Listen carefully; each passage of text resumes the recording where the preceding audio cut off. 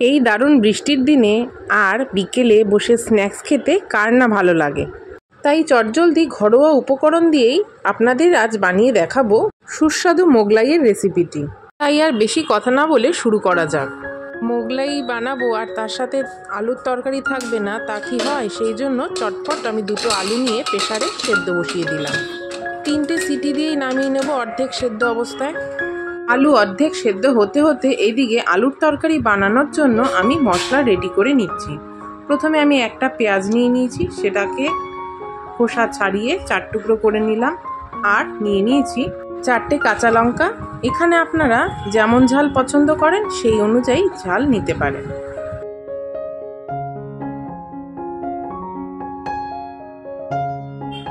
এবার নিয়ে নিচ্ছি আলুর তরকারি বানাবো বলে পরিমাণ মতন আদা। দুটো আলু দিয়ে তরকারি বানাবো বলে তাই হাফ চামচ পরিমাণ মতন আদা নিয়ে নিচ্ছি।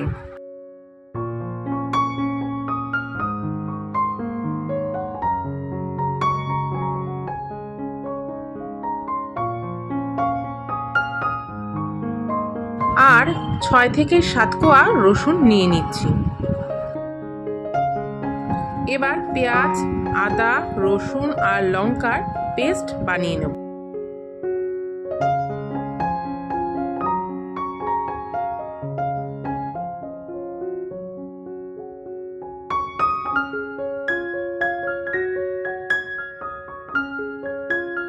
এই মশলাগুলি পেস্ট করার আগে এতে আমি দিয়ে দেব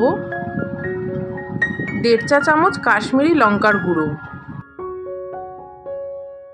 এইবার ভালো করে মিক্সিতে গ্রাইন্ড করে পেস্টটা বানিয়ে নেব।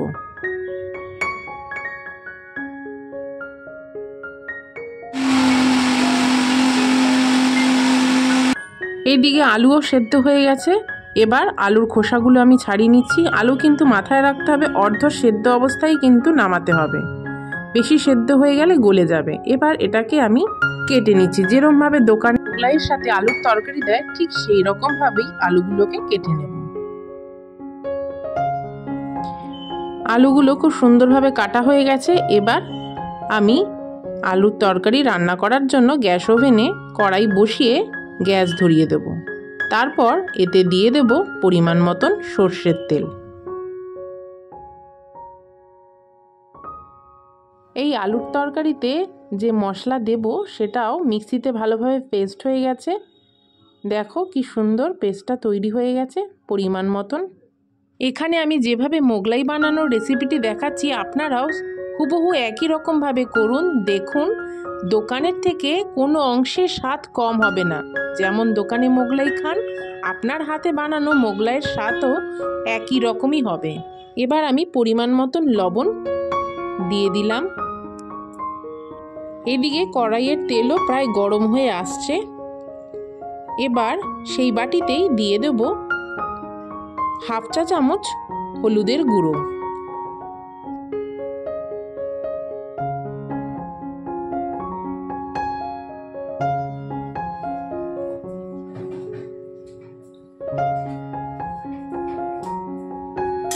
এবার তৈরি করে নেওয়া মশলার মিশ্রণটিতে সামান্য একটু জল মিশিয়েই গরম তেলের কড়াইতে ছেড়ে দেব। ও আছে মশলাটি 10 সেকেন্ড ধরে নাড়িয়ে চাড়িয়ে নিয়েই দিয়ে দেব তাতে অর্ধেক সেদ্ধ করে রাখা আলুর টুকরোগুলি।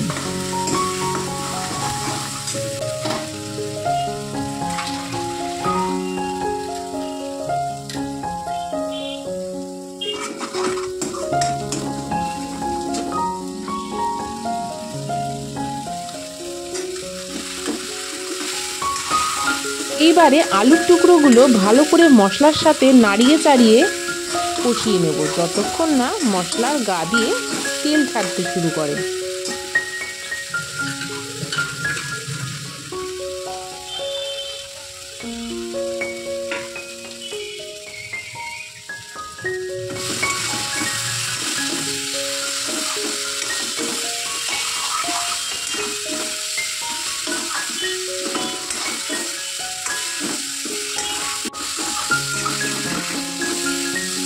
ভালো করে মশলা আর আলু কষে গেছে। এবার মশলা ধোয়া জলটা আমি এতে দিয়ে দেব। আলু তো অর্ধেক সেদ্ধ ছিলই, এবার আলুটা আরেকটু সেদ্ধ হওয়ার জন্য পরিমাণ মতন জল দিয়ে দেব। এবার 10 মিনিটের জন্য ঢাকা দিয়ে দেব। ততক্ষণের মধ্যে আমি মোগলাইয়ের স্টাফিংয়ের জন্য মশলা তৈরি করে নিচ্ছি। তার জন্য প্রথমে নিয়ে নিয়েছি একটা গোটা পেঁয়াজ।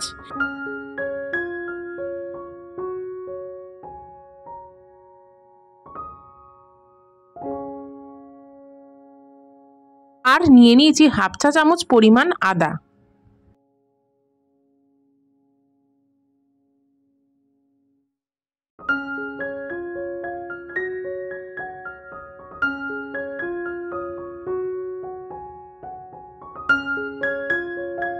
আর নিয়ে নিয়েছি 4 কোয়া রসুন।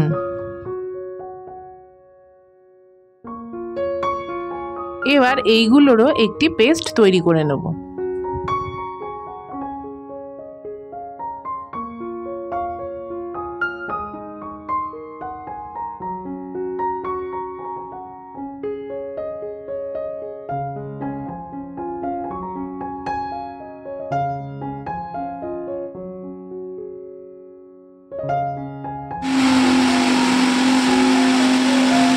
পেস্ট তৈরি করা হয়ে গেছে। এবারে আমি আবারও আরেকটি পেঁয়াজ নিয়ে নিলাম আর সঙ্গে নিয়ে নিলাম 2টো কাঁচা লঙ্কা। পেঁয়াজের ভালো করে খোসা ছাড়িয়ে নিয়ে ধুয়ে কুচো কুচো করে কুচিয়ে নিচ্ছি। আর লঙ্কা দুটো ভালো করে ধুয়ে কুচি কুচি করে কুচিয়ে নিতে হবে। এখানেও বলে রাখি, আপনারা যেমন ঝাল পছন্দ করেন সেই বুঝে লঙ্কা কম বেশি নিয়ে নেবেন। এদিকে 10 মিনিট হয়ে গেছে। এবার আমি ঢাকনাটা সরিয়ে একটু দেখে নিচ্ছি। আলুগুলো মোটামুটি ভালোই সেদ্ধ হয়ে গেছে, তাই এবার জলটা টেনে গেলেই আমি তরকারিটি নামিয়ে ফেলবো। কারণ মোগলাইয়ের সঙ্গে আলুর যে তরকারিটি থাকে সেটি কিন্তু শুকনো মাখা মাখা হয়, তাই এখানে আমি আলুর তরকারিতে ঝোল রাখবো না। আমি সবসময় চেষ্টা করি কম সময়ে নিত্য নতুন কিছু রান্নার রেসিপি আপনাদের সামনে তুলে ধরার। তাই আমার চ্যানেলটি যদি আপনাদের ভালো লাগে তাহলে অবশ্যই চ্যানেলটি সাবস্ক্রাইব করে লাইক ও শেয়ার করে দেবেন। আর রান্নাটি করে একবার খেয়ে দেখবেন এবং কেমন লাগলো অবশ্যই কিন্তু কমেন্ট বক্সে জানাবেন। আমি কিন্তু আপনাদের কমেন্টের অপেক্ষায় রইলাম। এদিকে দেখুন, কথা বলতে বলতে আমার আলুর তরকারিটা প্রায় নামানোর সময় হয়ে গেছে, সম্পূর্ণভাবে জল টেনে গেছে। এবার আমি আলুর তরকারিটি নামিয়ে ফেলবো।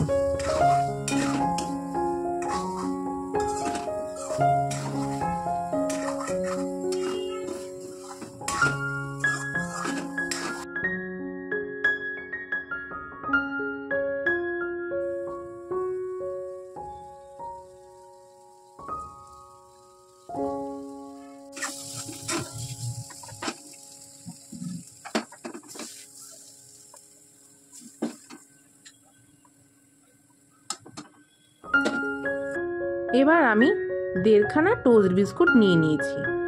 আমার কাছে বিস্কুটের গুঁড়ো ছিল না বলে আমি টোস্ট বিস্কুট দিয়েই বিস্কুটের গুঁড়ো বা যেটাকে ব্রেড ক্রাম্ব বলে সেটা তৈরি করে নেব। এদিকে আমি নিয়ে নিয়েছি কিছু অল্প পরিমাণে ভাজা চীনা বাদাম। আর এদিকে দেখুন, বিস্কুটের গুঁড়োটাও সুন্দরভাবে আমার রেডি হয়ে গেছে, সেটাও আমি ঢেলে নিলাম। এইখানে আপনি যে কটা মোগলাই বানাবেন সেই পরিমাণ মতন এখানে বিস্কুটের গুঁড়ো বা বাদাম নিয়ে নেবেন। আমি এখানে 2টো মোগলাই তৈরি করব, তার জন্য কিন্তু আমি বিস্কুটের গুঁড়ো আর বাদাম সেই পরিমাণ নিয়ে নিয়েছি। আবার কড়াই বসিয়ে দিয়েছি, কড়াইতে পরিমাণ মতন সরষের তেল দিয়ে দিলাম। এবার অপেক্ষা করব গরম হওয়ার। তেল গরম হলেই আমি এখানে দিয়ে দেব তৈরি করে রাখা মশলা।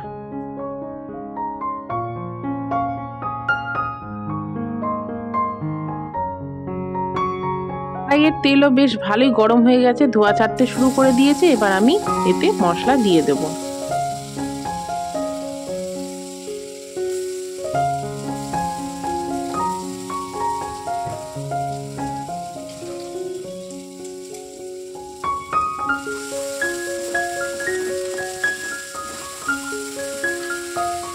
এবার এতে দিয়ে দেব পরিমাণ মতন লবণ।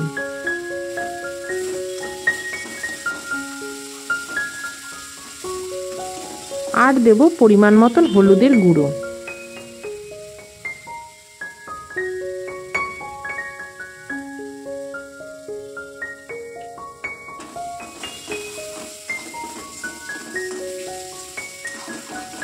এটা 7-8 সেকেন্ড একটু কষিয়ে নেওয়ার পরই এতে দিয়ে দেব তৈরি করে রাখা সেই বিস্কুটের গুঁড়ো ও রোস্টেড চীনাবাদামগুলো।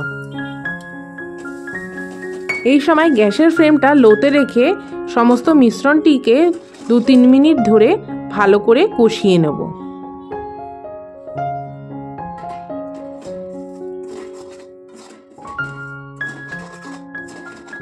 বেশ সুন্দর একটা ঝুরঝুরে ভাব চলে এসছে। এই সময় গ্যাসের ফ্লেমটাকে বন্ধ করে দিয়ে এবার আমি মিশ্রণটিকে একটি পাত্রে তুলে নেব।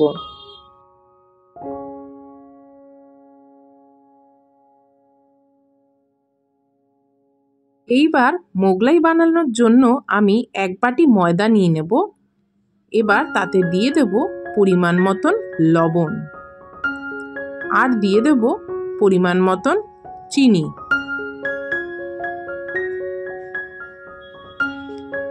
দিয়ে ভালো করে ময়দার মিশ্রণটি মাখিয়ে নেব। তারপর এতে দিয়ে দেব পরিমাণ মতন সাদা তেল। আবারও ভালো করে ময়দার সঙ্গে মাখিয়ে নেব। মিশ্রণটি ভালো করে মাখানোর পর দেখুন এখানে কিরকম একটা মন্ড স্টাইল তৈরি করা যাচ্ছে। এবার এতে ধীরে ধীরে পরিমাণ মতন একটু একটু করে জল দেব আর ভালো করে মেখে নেব। ধৈর্য ধরে একটু সময় নিয়ে ভালো করে ময়দাটা মেখে ফেলতে হবে।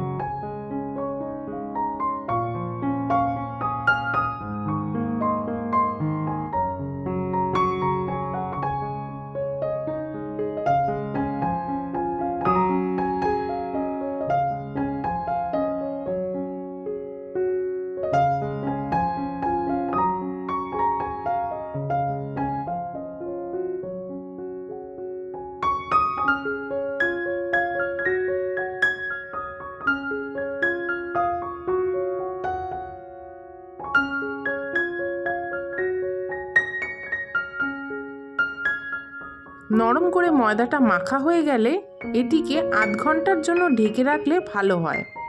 তাই আমি এটিকে আধ ঘন্টার জন্য ঢাকনা দিয়ে ঢেকে দেব। আপনারা চাইলে একটা ভেজা সুতির কাপড় দিয়েও ঢেকে রাখতে পারেন। ভালোভাবে আমার এখানে ময়দাটা মাখা হয়ে গেছে। দেখুন কি সুন্দর নরম হয়েছে, আঙ্গুল দিলেই গেঁথে যাচ্ছে। এবার আমি বেলবো বলে বেলুন চাকিতে ভালো করে তেল মাখিয়ে নিচ্ছি। এখানে লেচিটা মিডিয়াম সাইজ রেখেছি, আপনারা চাইলে এর থেকে একটু বড় করতে পারেন, কারণ আমার চাটুটা ছোট তাই আমি এখানে মিডিয়াম সাইজ রেখেছি। এখন আমি 2টো মোগলাই তৈরি করব, তাই প্রথমে একটা ডিম নিয়ে নিলাম, তাতে পরিমাণ মতন পেঁয়াজ কুচি লঙ্কা কুচি দিলাম আর দিয়ে দিলাম পরিমাণ মতন লবণ আর সেই তৈরি করে রাখা বিস্কুটের গুঁড়োর মিশ্রণটি দিয়ে দিলাম। এবার এটিকে ভালো করে ফেটিয়ে নেব। এইবার গ্যাসের ওভেনে চাটু বসিয়ে দেব। যেই লেচিটা বেলেছিলাম সেখানে আমি সেই ডিমের মিশ্রণটি দিয়ে চারপাশ মুড়ে ভালো করে আটকে দিচ্ছি, ঠিক মোগলাইয়ের আকারে।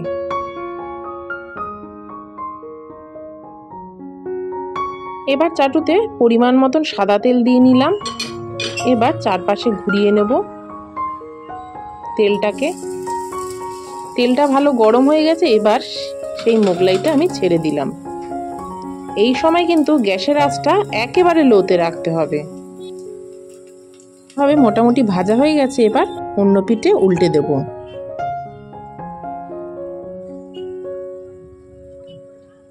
দেখুন কি সুন্দর হালকা ব্রাউন ব্রাউন কালার এসেছে। এভাবেই গ্যাসের ফ্লেমটা লোতে রেখে কয়েকবার উল্টে পাল্টে ভেজে নেব, যাতে ভেতরটা কাঁচা না থাকে।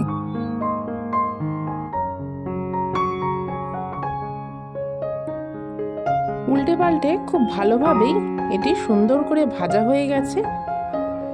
এবার এটিকে নামিয়ে 2 টুকরো করে নিয়ে আমি প্লেটে সাজিয়ে সার্ভ করলেই আজকে তৈরি হয়ে যাবে এক সুস্বাদু মোগলাই।